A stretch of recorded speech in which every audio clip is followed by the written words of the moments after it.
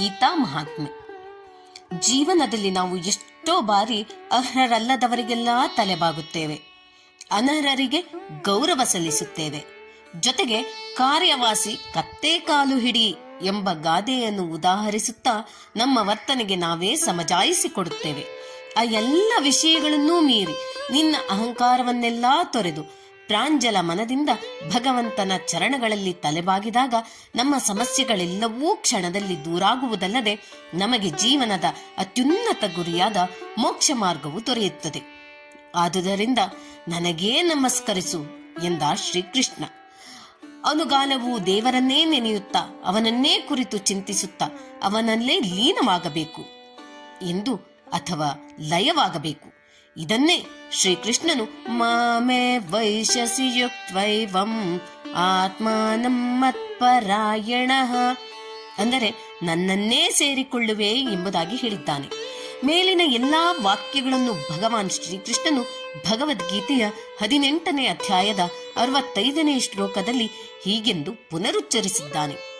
ಮನ್ಮನಾ ಭವ ಮದ್ಭಕ್ತಃ ಮದ್ಯಾಜೀ ಮಾಂ ನಮಸ್ಕುರು ಮಾಮೇ ವೈಶ್ಯಸಿ ಸತ್ಯಂತೆ ಪ್ರತಿಜಾನೆ ಪ್ರಿಯೋಸಿ ಮೇ.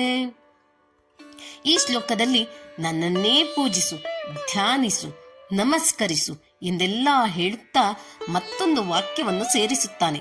ಅದೇನೆಂದರೆ, ಇದನ್ನೆಲ್ಲ ನೀನು ಮಾಡಿದರೆ ನನ್ನನ್ನೇ ಸೇರುತ್ತೀಯ.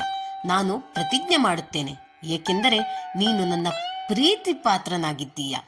ಮಾಮೇ ವೈಶ್ಯಸಿ ಸತ್ಯಂತೆ ಪ್ರತಿಜಾನೆ ಪ್ರಿಯೋಸಿ ಮೇ ಎಂದು ಅರ್ಜುನನನ್ನು ಅನುನಯಿಸುತ್ತಾನೆ.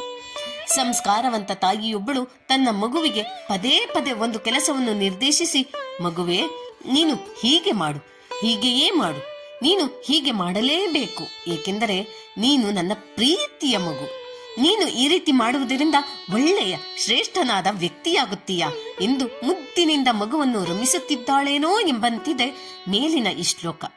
ಹೀಗೆ ಭಗವದ್ಗೀತೆಯ ಪ್ರತಿಯೊಂದು ಶ್ಲೋಕವು ಹೊಸ ಹೊಸ ಅರ್ಥ ಹಾಗೂ ಹೊಳಪಿನೊಂದಿಗೆ ಪ್ರತಿ ಓದಿನಲ್ಲೂ ಪ್ರತಿಯೊಬ್ಬರಿಗೂ ದಕ್ಕುವುದೇ ಒಂದು ವಿಸ್ಮಯವಾಗಿದೆ ಹಾಗೂ ಜೀವನ ಪಥಕ್ಕೆ ಕೈದೀಪವಾಗಿದೆ ಎಂದರೆ ಅತಿಶಯೋಕ್ತಿಯಲ್ಲ. ಇದನ್ನು ಕೊಟ್ಟ ಗೀತಾಜ್ಞಾನ ಯಜ್ಞ ತಂಡಕ್ಕೆ ಹೃದಯಪೂರ್ವಕ ವಂದನೆಗಳು. ಹರಿ ಓಂ.